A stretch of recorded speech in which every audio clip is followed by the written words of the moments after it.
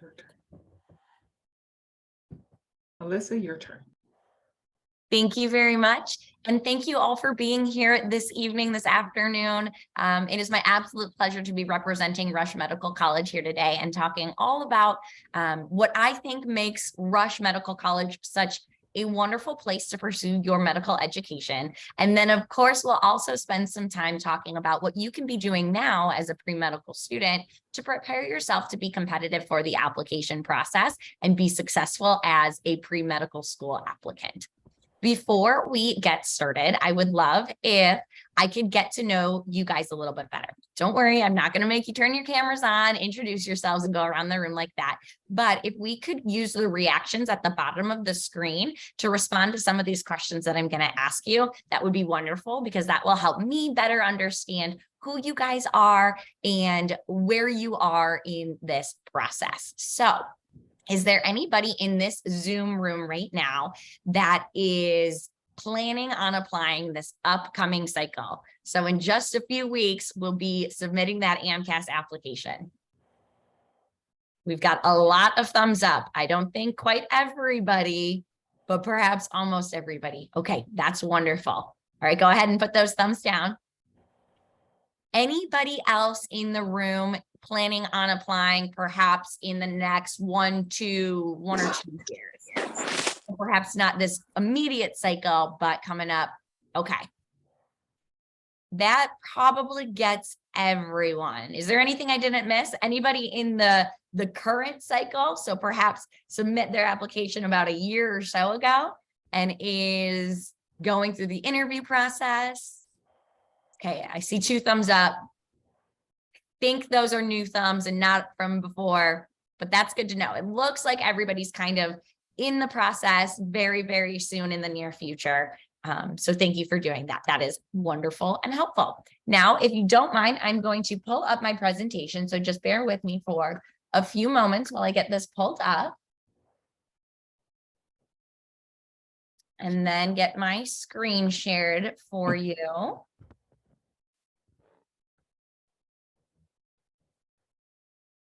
All right. How are we looking? Can somebody just give me a thumbs up so that I know you can see the screen? Perfect. Beautiful. All right. Now, as mentioned, please do not hesitate to ask questions as we go through this presentation. It is my absolute goal here today to answer all of the questions that you may have about Rush. So don't be shy, use that chat feature. And if you feel comfortable, you can always use the raise your hand feature and vocalize your question as well. So more than happy to answer any and all questions as we go. So first things first, whenever I give these presentations and I talk to pre-medical students about applying to medical school, one of the first things I like to start with is talking about the mission. Some people say, why the mission? Why is this the first thing that you want to chat about? Well, the mission of an institution is really going to give you an idea of what that school is all about. What are they passionate about? What is their mission statement? What are their goals, their values, right? That's really going to tell you what that school is all about. And what you want to do is not only think about the school's mission, but think about your personal mission as well. What type of physician do you want to become? And what type of medical school is going to help you achieve those goals? So it's really important when it comes time to really start thinking about where you're going to be applying to medical school. You do your homework on the mission and you apply to schools that have a mission that fits well with your mission as well. Now, I'm not going to read the mission verbatim for you since it's up there on the screen, but I want to point out the 4 pillars of our mission, and that's outstanding patient care, education, research, and community partnerships. Now, those first 3 pieces, that tripartite mission of patient care, education, and research, that's really common at most academic medical centers, right? You're going to hear about that at a lot of different medical centers. But where I think Rush really stands out and really thrives is that last piece, that integration of community partnerships. We at Rush are very, very passionate about being engaged in our community, getting out there in the lives of our community members and improving their health in all that we can, right? And so that's a big, big piece of who we are at Rush. And I do hope you get a sense of that as we're going through this presentation today, and you get a sense of really who we are and how we're all about service at Rush. Now, just like you want to do your homework on institutional missions, you also want to do your homework on different curriculums at medical schools. Because yes, for the most part, no matter where you go to medical school, as long as that school is accredited, you know you're going to receive a strong education, and you are essentially going to learn a lot of the same things, right? Biochemistry is not going to change from one school to the next. Anatomy is not going to be different from school A to school B, right? But the format in the way that it's delivered, that can definitely differ from school to school. And so you want to think about, how do you learn? What type of learner are you? What type of environment do you need to be in to excel and succeed? And so with that being said, what type of curriculum does Rush Medical College have? Well, first things first, I want to talk about, excuse me, I'm sorry, my cat Casey has decided to join the presentation. I'm just going to plop her down there and continue talking about the pre-clerkship curriculum at Rush Medical College. The pre-clerkship curriculum is the first 2 years of the curriculum at Rush. And so during those first 2 years, Rush is going to provide our students with the foundation in the basic sciences, as well as the clinical skills required for patient care, right? So we are going to focus on making sure that you understand how the basic sciences work. Yes, you've seen she's continued to join me. We're just going to deal with it. We're just going to let her sit on my lap here, and we're going to continue talking about the foundation in the basic sciences.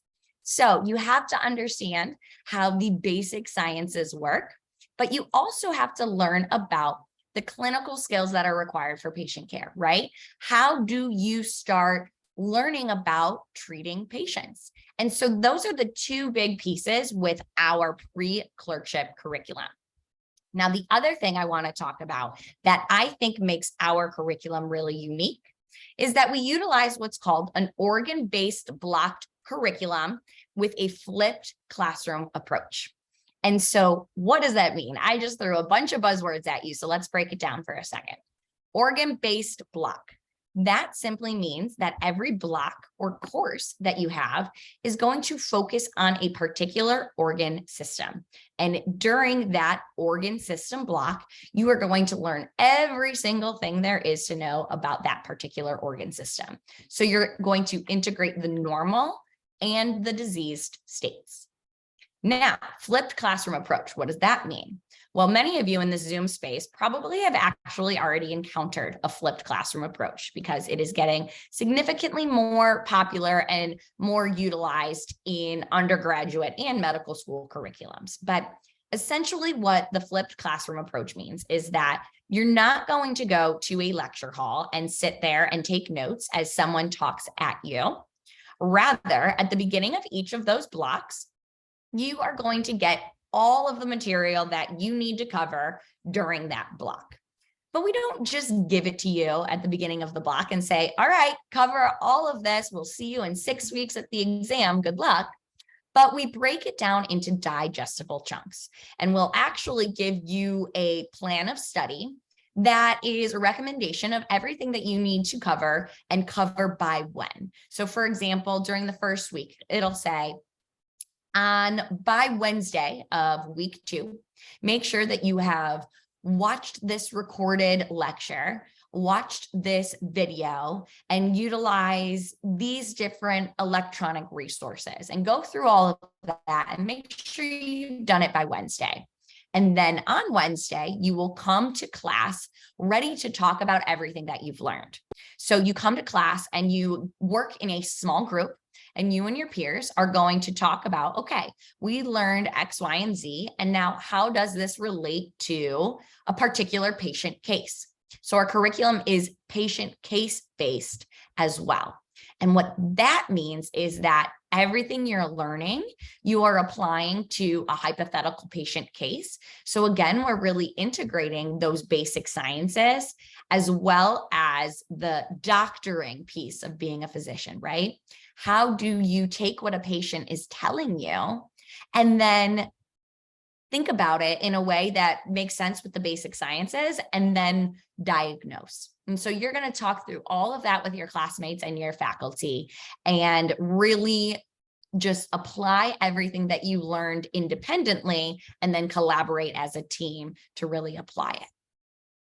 The last thing I'll mention about our pre-clerkship curriculum before I open it up for questions is that at Rush, we firmly believe in early and often clinical exposure opportunities. And so gone are the days where you do not get in front of a patient until you are a third-year medical student, more like a third week medical student at Rush Medical College, because we really prioritize that opportunity to apply what you're learning in real time. And so we have what's called the Explore program. And the Explore program takes place during your first 2 years of the curriculum. And in it, you are going to have the opportunity to explore different specialty areas. So perhaps you want to explore primary care, emergency medicine, and family medicine. Well, you can absolutely do that during the Explore program. You'll be paired with a physician mentor in the Chicagoland area in one of these specialty areas that you're interested in, and really get to learn and work with this physician hands-on with patients. All right. I know I threw a ton of information at you guys already, and we are really only on like slide 3. So I'm going to pause and see if there are any questions so far, particularly about the first 2 years of the Rush Medical College curriculum. Anything I can answer so far. And again, feel free to use the chat or raise your hand and turn yourself off mute, and you can ask it that way too.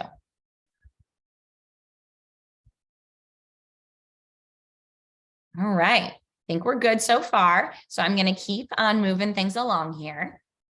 Let's talk about the third year. So the first 2 years, as I mentioned, are your foundational years. Your third year is where the magic really happens, right? This tends to be our students' favorite year on campus, because this is where they get to really apply everything that they've learned in the first 2 years and spend the majority of their time in the healthcare setting, in the hospital, doing what they came to medical school to do, and that is treating patients. And so what you see up on the screen here is a mock year of what a typical third year could look like for a student. And so everyone is required to go through the same different core clerkship rotations during their third year. So pediatrics, primary care, surgery, OB-GYN, right? Internal medicine, neuro, psych. Little bit of time for elective, but really the majority of your third year is spent going through these main core clerkship rotations, getting exposed to some of these very common specialties, and really honing your patient care skills, really practicing working with the physicians, the nurses, and treating patients in the hospital.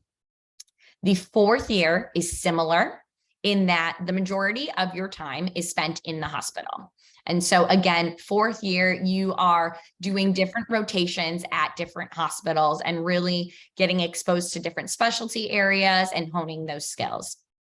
In fact, you've got up to 28 weeks of electives that you can do during your fourth year at Rush Medical College. So while the third year is pretty standardized, the fourth year is somewhat of a build your own adventure, because it is up to you to really work with our team, or not particularly the admissions team, but the curriculum team, and work with them to establish a curriculum that's going to be a good fit for you for your career goals.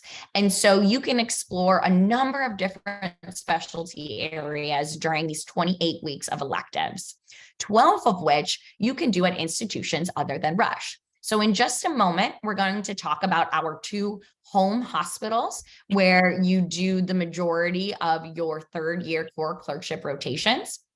But during your electives, if you want to explore other hospitals outside of those two, you can absolutely do that. And so if there's a particular hospital that you are highly considering for a residency program and you want to experience it during medical school, or perhaps you want to get back to the East Coast after you're done doing medical school here in Chicago, you can absolutely do that. Use your away rotation as some mock experiences to prep for residency as well. So a lot of flexibility in the fourth year, which is wonderful. The last thing I will mention about the fourth year is that we have what's called a sub-internship, which you can see up on the slide here. We do our sub-internship in either family medicine, internal medicine, pediatrics, or surgery. So you have the opportunity to pick one of those 4 specialty areas, and you'll do your sub-internship in one of them. So what is a sub-internship? Well, the sub-internship is essentially a mock internship experience during your 4th year at Rush.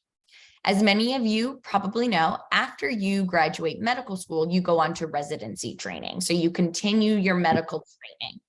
And when you are a first-year resident, oftentimes you're referred to as an intern. And so that's why we call this the sub-internship. You're not quite an intern yet. However, we are going to pretend that you are.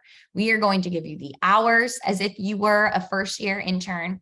We are going to give you the responsibilities as if you were a first-year intern. Everything is going to mirror that internship experience. So it's a really incredible opportunity for our 4th-year students, pretty close to when they might graduate and go on to residency, to get that mock experience, to really understand what it means to be an intern and what their life is going to be like after they graduate. All right, I'm going to pause because I see a couple of questions have popped on into the chat box. And it looks like the first question is regarding our pediatric curriculum. Chelsea was wondering, what makes your pediatric curriculum unique? That is a wonderful question, Chelsea. I am going to ask you to elaborate on that a bit more, trying to understand a little bit more of what you're asking about regarding the pediatric curriculum. Are we talking in the pre-clerkship years, or are we talking perhaps in the clerkship years? So if you don't mind kind of clarifying that a little bit more in the chat, and we can circle back to it, more than happy to answer that. Looks like we've also got a question. My question for now is, in these M1 and M2 years, so going back to the pre-clerkship years, how many hours each week do we get to interact with the patients? Also, is there time for volunteering opportunities? I'm going to answer the second part first, and I'm going to say yes, absolutely. Hold that question. We are going to talk about volunteering a couple more slides down in this presentation. So we will absolutely get to that. Regarding hours each week, do we get to interact with patients? It's hard to give you an average number just because every week is so different. Everybody's explore experience can be incredibly different. And going back into volunteering, many of our volunteering experiences are in healthcare settings. So that would give you more experiences and hours working with patients. And so it's tough to give you a standard answer because literally every week is going to be different. So you could have, perhaps if it's an explore week, you maybe go for 4 to 5 hours meeting with that physician a week. And then you might go do 3 or so hours a week volunteering at a healthcare clinic. Trying to think what else could give you in-person patient experiences as far as number of hours. Yeah, truly, I would say it probably varies anywhere from 4 to 10 hours. But it could be truly different depending on the week and depending on what you're getting involved in. So tough question to answer as far as just giving you a one number answer. Looks like we've got a question about mentorship. Are the entering students mentored in their first year? How are they supported to ensure success? That is a great question. I am going to flip a few slides forward because I have a slide that talks all about our student support and wellness. We firmly and strongly believe in support and wellness at Rush, right? As we should. It is a very, very important piece to our students' success and their well-being.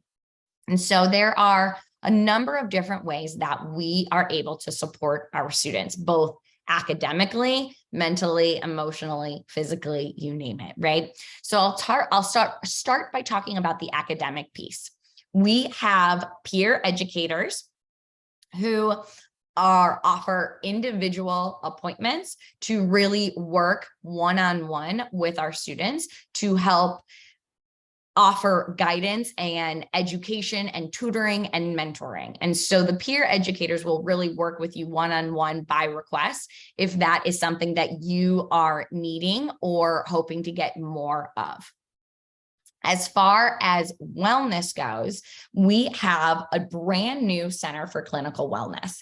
This was built about 2, maybe 3 years ago. It is beautiful, an absolutely wonderful building that is staffed by a number of mental health care providers, and they offer various different resources, appointments, therapies for all of our students' wellness at no charge to the students. And then we also have our Are You Well student group. This is a student-led group that is continuously putting on new wellness initiatives for our students. Last thing I'll mention is our career mentorship. So this comes from the same office that also offers the academic advising as well. They also offer career mentorship. So this is longitudinal. It starts as early as the M1 year to help our students really start exploring different specialties and figuring out what might be the best fit for them. So there's different interest groups that you can get involved in. So if you're considering pediatrics, if you're considering neurology, emergency, you name it, you can get exposure to all of these different specialty groups by getting involved in different interest groups as well. And then going to these workshops that are offered regularly through our career mentorship office.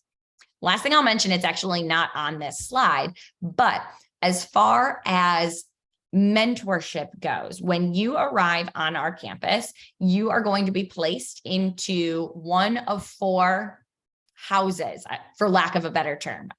I'm sure all of us have heard of Harry Potter, seen it, read it, similar to Hogwarts houses. You get placed in a house and there are going to be upperclassmen and faculty and residents who are part of that house who are going to be your mentors from day one. And so immediately when you arrive on campus, you're going to be placed in a group where you have upperclassmen, faculty, staff, and resident mentors that are there to guide you and help you.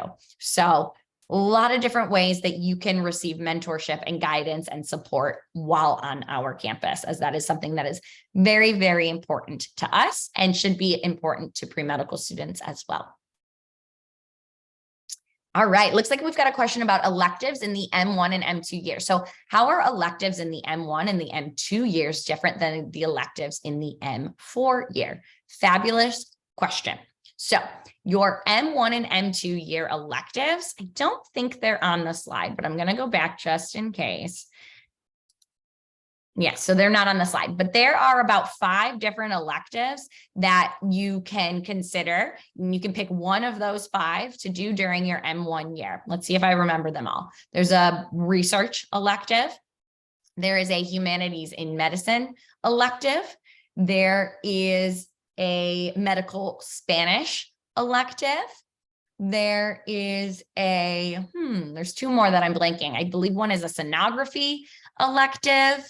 And there's one more that is escaping me, but I can find the link to our elective page and I'll post it into the chat as soon as I have an opportunity. When I stop sharing my screen, I'll make sure I can get you that link.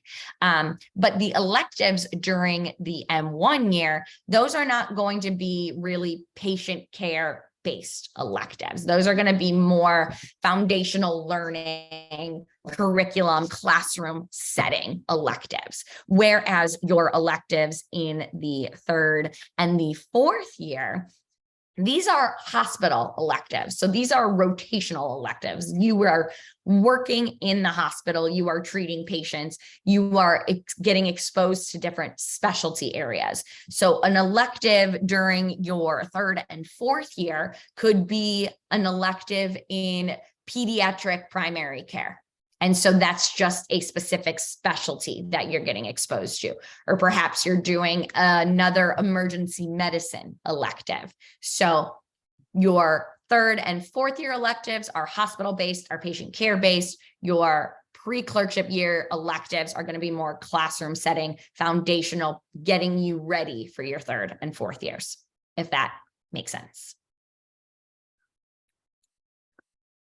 All right, Chelsea, going back to your question about pediatric curriculum unique. So you are wanting to know about, in our pre-clerkship years, what makes your pediatric curriculum unique? That's a wonderful question that I have never been asked before. So I'm trying to think off the top of my head what is unique specifically about our pediatric curriculum. And really, so to my knowledge, of course, I've never gone to medical school, right? I haven't taken these courses, but what's going to happen is that when you're in your pre-clerkship years, you're not really doing any type of pediatric specialties. You're not working in the pediatric clinics because that comes in your 3rd and 4th years. When you're in your first 2 years, you're learning more about the basic sciences. So you're learning about the human body, generally speaking. And then you're learning about how you apply that to being a physician. So there's not going to be a whole lot of, to my knowledge, pediatric focused curriculum in the first 2 years, although I can absolutely see if there's anything I can find out more for you, and I can get back to you at a later date.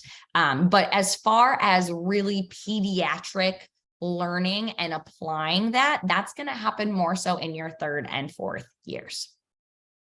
So hope that clarifies things a little bit. Any other questions about the curriculum? I think we talked about the 4th year a little bit. What we haven't talked about is our clinical facilities. And so I referenced this a little bit earlier, but the clinical facilities that you are going to rotate at during your 3rd year at Rush is going to be the Rush University Medical Center and the John H. Stroger Jr. Hospital of Cook County. So these are our 2 main hospitals that students will rotate at. The Rush University Medical Center is our on-campus hospital. It is relatively new, built back in 2012. And so everything is beautiful, state-of-the-art, of the highest technology. It is an absolutely incredible hospital. But what I think makes it even more incredible is simply the fact that it is an academic medical center. So simply put, that means that everybody there, from the nurses, attendings, residents, everybody there is going to help educate you. There is a focus on academia. And so the attention that you are going to receive as a student is absolutely unparalleled. Now, John H. Stroger Jr. Hospital of Cook County is a very different hospital experience because it is a public hospital. It is a safety net hospital. And the majority of the patients that are treated at Stroger Hospital are going to be underinsured or completely uninsured. So you are going to be working with a very different patient population, different resources, not only from the patient population resources, but the medical resources within the hospital. And so very different experiences at both of these 2 hospitals, very different patient populations that you'll be able to work with between these 2 hospitals. And it's a really, really big reason why students choose to come to Rush, is being able to work at both of these hospitals during their 3rd and 4th years. Questions at all about these hospitals or the clinical rotations? All right, so let's keep going on. Then I want to talk a little bit more. Oh, we got a question. So students don't get matched to one center. Absolutely. So during this year, You could do, say, perhaps pediatrics at Cook County, and you can do primary care at Rush, and then you could do surgery at Cook County and OB-GYN at Cook County, and then neuro at Rush and medicine at Rush, and then psych at County. So you, at the end of your second year, you will preference where you want to do all of these rotations at. So you'll get the opportunity to say, okay, I want to do as many as possible as Cook County possible. Or I know that I want to do psychiatry at Rush, right? So you'll get to preference that, and then you'll be placed at different hospitals for these different specialties based on what you preferenced. Does Rush have any community clinics in the city? Yes, Raven, hold on to that question. We are absolutely going to talk about that in just a few more slides when we talk about community service, which I believe it might actually be our next slide, because I want to talk about student involvement, right? So we've talked about the curriculum. We've talked about how important it is to do research on the curriculum and think about what type of learner you are and what type of curriculum format is going to be the best fit for you. But what we haven't talked about are some of the other opportunities to get involved that can really make the medical school experience, right? So it's not just about the curriculum, but it's about those extracurricular opportunities as well. One of those is our Rush Community Service Initiatives program, or RCSIP. So I mentioned that Rush's mission is rooted in service. We are very service driven. And so all of the students that we matriculate tend to be very passionate about service, and they get actively engaged in the RCSIP program. The RCSIP program was established back in 1991. So it is about 30 or so years old now. It has grown from just one community service program to upwards of 50, many of which are free community clinics that our students participate at and provide healthcare services at. But others are things that are perhaps more health education. So working with young students and getting them excited and interested in the sciences. Or perhaps you want to become one of our cuddlers, and that's where you just go into the neonatal unit and you cuddle with babies. Perhaps you want to get involved in Rush Harmony. That is our singing group that goes around to the different floors of the hospital and sings to patients. So yeah, from healthcare related to completely not healthcare related, we probably have it all. Like I said, there are upwards of 50 different programs now. And if there's not something that you're passionate about and you want to bring a community service program to life, you can absolutely do that. The director of our RCSIP program, her name is Dr. Gates, and she truly is an angel on earth. And she will go to the ends of the earth to help make your community service program come to life. And so, like I said, if there is a community that you would like to serve, if you have an idea for a new community clinic and want to try and figure out the resources of making that come to life, we will work with you and make that happen. But yes, RCSIP is something that our students are very passionate about. I would truly say that more than 95% of our students are at least engaged in one, if not more, RCSIP programs during their time at Rush. And this is not something that is required or mandated or written into our curriculum, but it is simply something that our students are choosing to do in their spare time outside of their requirements of being in the clinic, outside of their courses. They are using their time, their privilege, their education to get out there and make the world a better place. And it's incredible to see the remarkable work that they're doing in our community. Questions about RCSIP at all? I can also share the link to the RCSIP page once I'm done sharing my screen. That will show you all of the different programs that we have. I believe there's a video up there that you could watch Dr. Sharon Gates and learn more about her. So I'll make sure I share that link once I'm able to. All right, so we've now talked about the wonderful things about Rush, why I think Rush is such a wonderful place to pursue your medical education. So now let's talk about how do we become a Rush medical student, right? What is the process of applying to medical school, and how can you become a more competitive applicant? So first things first, I want to talk through just the basics of the application and what we really want to see as far as minimum requirements, recommendations, and so forth.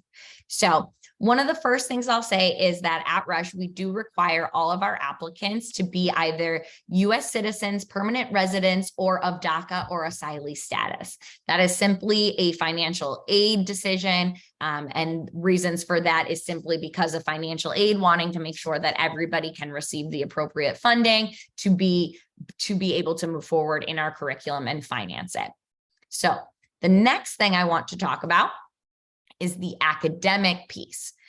But before I get into this, one of the things I always like to preface this section with is that Rush and many other medical schools out there utilize what's called holistic admissions or a holistic approach. I'm sure many of you are familiar with that term. And it simply means that we are going to look at the whole applicant, right? There is no one piece of the application can make or break your application. There's not one piece is the most important piece, but it's about the entire application. It's about the whole applicant. It's about your unique journey, your unique path. And what I will reiterate, and I truly hope you remember, is that there is no one perfect path to medicine. There is no A plus B equals admissions. There is no right journey for everyone. The right journey is the right journey for you. And it is not going to look like your neighbors or your classmates, right? Everyone's going to have their own journey. So please know that and embrace that, because that's what we do at Rush. We embrace the diversity that our class brings, and we really look at finding applicants who are well-rounded and have these unique experiences that they can bring to the class setting. So I want to preface it with that, right? So now that I've said that, I'm going to break it up into some of the pieces of that pie, right? And one of the pieces is the academic foundation piece. The reason why academic foundation is important is because at Rush, we want to matriculate students who we know will be successful, right? We wouldn't be doing anyone any favors if we accepted students who we know didn't have the proper academic preparation to be successful in our curriculum. And so in order for us to establish that a student has the prep work, the academic prep work, we look at a few different things. We look at making sure that they at least have that bachelor's degree. It does not matter what that bachelor's degree is in though, okay? So please know that you do not have to necessarily be a science major to go to medical school. If you are a science major, wonderful, but it's also wonderful if you're not a science major, okay? So please know that there is no required specific major that you have to pursue, but there are a few recommended courses that we think can be beneficial to your application and beneficial to you as a future medical student. And that's algebra, biochemistry, cell biology, and human physiology. The other two things that we look at as far as academic preparation goes is your undergraduate cumulative GPA and your MCAT score. We do not have hard and strict minimums regarding GPA and MCAT. But what I can say is our averages usually hover right around a 3.5 or a 3.6 for that GPA and 510, 511 for that MCAT. Okay, but please keep in mind, those are averages, right? So that means above and below are accepted to make that average, okay? That's the academic piece. But again, that's only one piece. So what else is really important? Direct patient care exposure. This is a big piece of the application. At Rush, as I mentioned, pretty much within your third week of medical school, we are going to put you in front of patients and we are going to have you start working hands-on in the healthcare setting. In order for us to be able to do this, we need to know that you have that foundation, that you have the experience working hands-on with patients already. So things that I would encourage you to consider doing if you haven't done so already would be EMT, medical scribe, CNA, phlebotomist, right? These are activities where you're working hands-on with patients. And so, yes, shadowing a physician is a wonderful place to start. I encourage every pre-medical student to shadow a physician assistant, shadow a nurse, shadow a physical therapist, a pharmacist, right? Shadowing different healthcare providers is going to help you better understand what type of healthcare provider you want to become. But after you do that, I want you to take it a step further and get that hands-on clinical experiences. So once you know, all right, I've shadowed all these different healthcare providers, I know that I want to go into medicine, let's start working with patients. And so getting those hands-on clinical experiences is going to be critical for your application to Rush. Another thing that is critical to an application to Rush is that commitment to community service. We've talked about service quite a bit already. We talked about it in our mission. We talked about RCCST.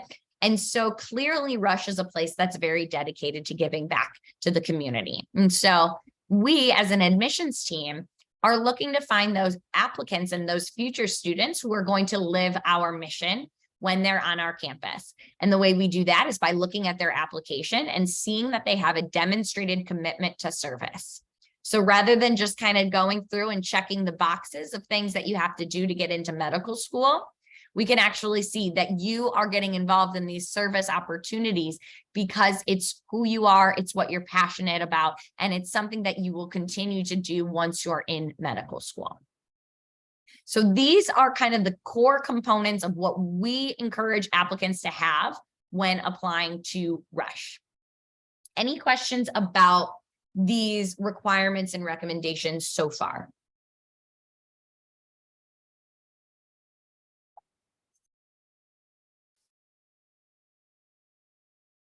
All right, we'll keep on moving forward. I want to talk briefly about the application dates and deadlines. I'm not going to spend too much time on this slide because all of this information can be found on our website. And all of this information, all of these dates tend to stay the same year to year. So we don't frequently change our dates and deadlines, which can be helpful to applicants for planning ahead. And so as many of you are probably aware, since you are planning on applying this upcoming cycle, AMCAS opens every year in May. So May is when your AMCAS application opens, and I would encourage all of you to get in there as early as possible and start filling out that AMCAS application, because as early as July is when we will start taking those AMCAS applications and then sending out secondary invitations or invitations to complete our secondary application to those applicants that we are more seriously interested in. So no, we do not send secondary applications to everyone. We do a bit of a pre-review to really see what applicants we think might be a good fit for us, and then send that secondary application to then move them forward in the process. So as early as July is when we start doing that. Our interview season begins in September and continues all the way through February. And then early October is that AMCAS application deadline. And then mid-November is that secondary application deadline. So what I want to point out here on this slide is that we use what's called the rolling admissions process. And so we will start inviting applicants to interview as early as August, which is before our AMCAS and secondary deadline has even passed, right? And so that means that the earlier you submit your application materials, the better your chances are to be potentially invited to an interview. And so what I will encourage is applying earlier in the cycle rather than later in the cycle when possible. All right, I see a couple of questions have popped up into the chat. And so give me just a second to read through these.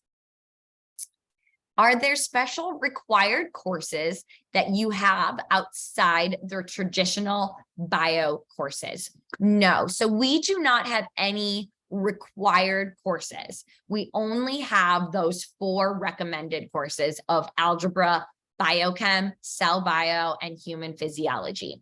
Because these courses are recommended and not required, if you do not have them, and you do not have the ability to take them, whether that means that they're not offered at your undergrad and they're not offered at a community college, please do not stress about it. They truly are recommended. Not having them will not impede your process through the application. We truly put them there because we've asked our faculty to do a look back on the courses that students have taken and how they've fared in our curriculum. And the data shows that students who take these courses tend to be more successful. So it truly is just a recommendation. If you can take them, it will help you within our curriculum and potentially other medical school curriculums as well. We've got another question related to the different medical exposure opportunities. And so what if our clinical experiences are not like EMT or phlebotomy? So we still speak to and work with patients in a clinic, but it's not hands-on like an MA or a CNA. Wonderful question. When I was throwing out examples of CNA, phlebotomist, med scribe, those truly are just examples. So if you have other experiences where you're working with patients in a clinic that you consider to be hands-on, where you're not just sitting at the front desk, processing paperwork, picking up the phone, calling patients to go to their appointments, right? That would not be considered hands-on. But if you have other types of experiences that are outside of what I mentioned, that you are really working with patients in a healthcare setting, that's fine. And it's all about your experience and how you write about it in your application.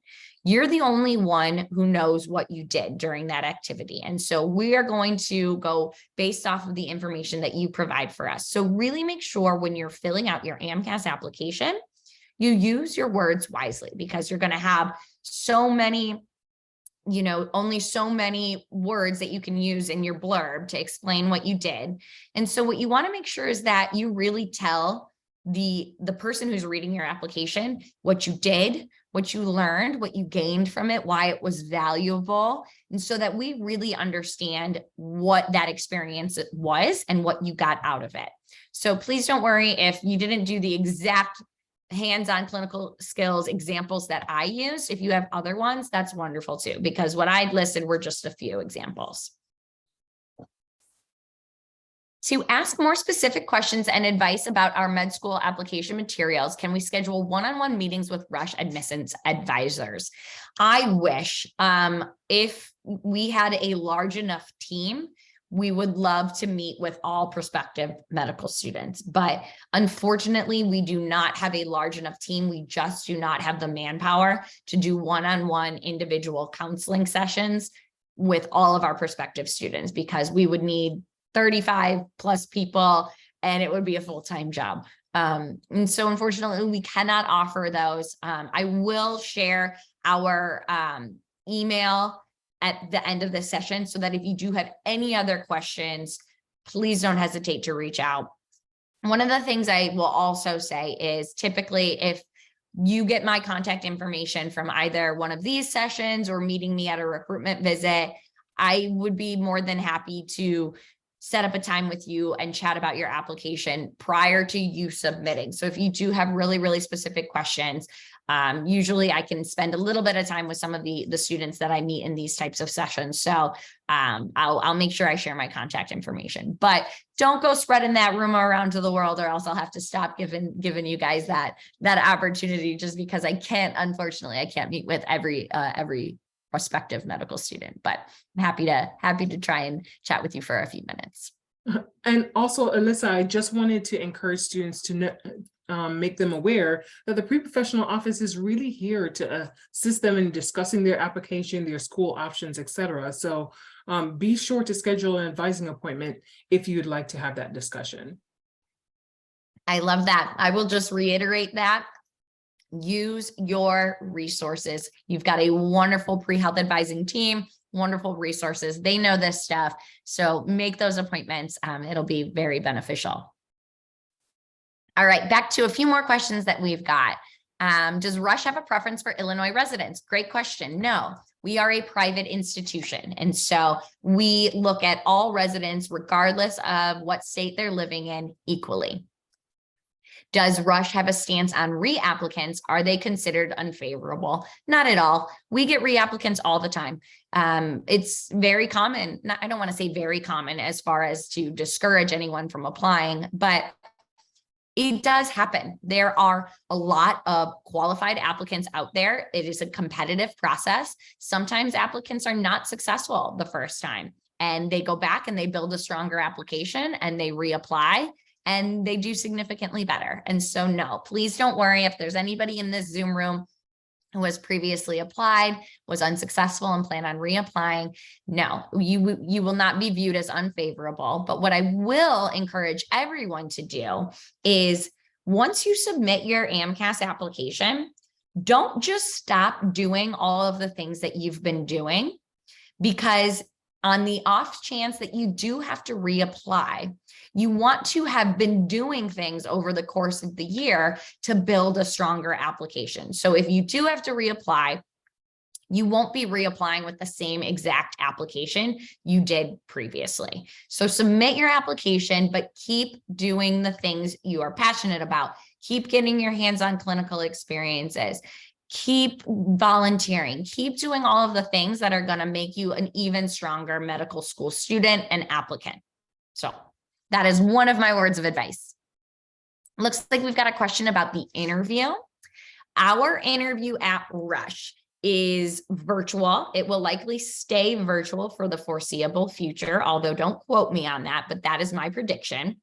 And what usually happens is you will spend a good 5 or so hours with us on Zoom. I promise there are breaks. Zoom fatigue is real. And so you will have opportunities to turn off your camera, grab snacks, use the restroom, all of that good stuff. And truly, the morning session of the interview, the first few hours, are all about you.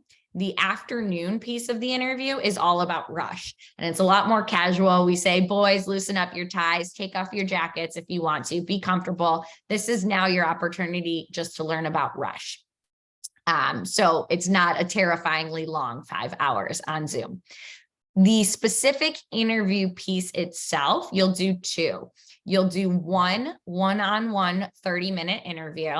It is an open file interview, and it's very conversational. You're just going to have a conversation with one of our faculty. They're going to ask you questions about how you got involved in medicine, why you're passionate about it, what you've done that has prepared you, right? All of those just getting to know you questions.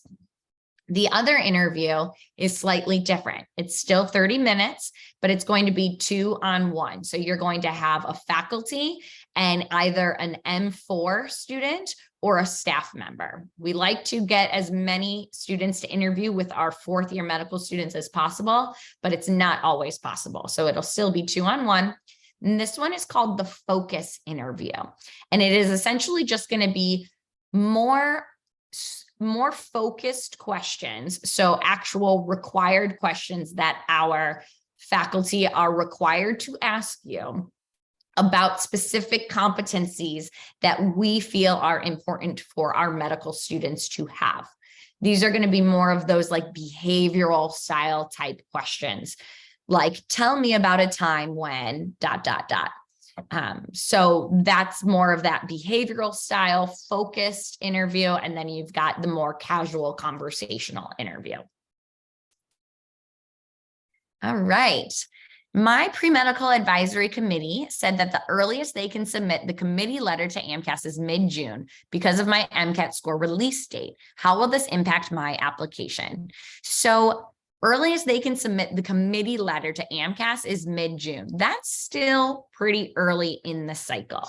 I usually tell applicants that your summer months are your golden months. If you can get your applications in during, May. So May, truly, the entire month of May, AMCAS is open, but you actually can't submit until the end of May. So you're really actually submitting in June. So if your AMCAT, if the letter is not being released until mid-June, that's still incredibly early in the cycle. So I wouldn't worry about that. June, July, those are my favorite months. Get everything in and finished in June and July, and you're golden. That's what I always encourage. Fall is where it's risky. It's definitely later in the cycle. People have already been invited to interview. Some applicants have already been accepted. So if you can apply in those summer months, can really, really help you out. But I wouldn't worry about mid-June letters, because that's still really great. Alyssa, Mhm. we have come to 6 p.m. Oh my and goodness, we absolutely have. Yes, and this has been such an excellent presentation. Is it possible for you to write your contact information or the contact information for students in the chat for Absolutely. your admissions team? And just want to know if you want to wrap up for one last minute or so, if there are any other questions that you'd like to address. Absolutely. I'm so sorry. I did not even realize that we were already at time. We just had so many questions I was going through. But this is excellent. Wonderful, wonderful. Okay, let me see if there's any really important questions. Anything, does Rush send secondary applications to all applicants? No, we do not. We do a quick kind of pre-screen, and we send secondaries to those applicants we think will be successful in the process. Okay, I think that was the last question that I had. Is there any other quick questions I can answer for anyone? I'm going to put up my last slide because this is the last piece of advice I want to leave you with. Apply to medical school when you're ready. We're always going to be here. We're not going anywhere. And so do what you need to do to build that strong application. Be ready emotionally, mentally, physically, you name it, ready. And that's how you can be successful getting into medical school.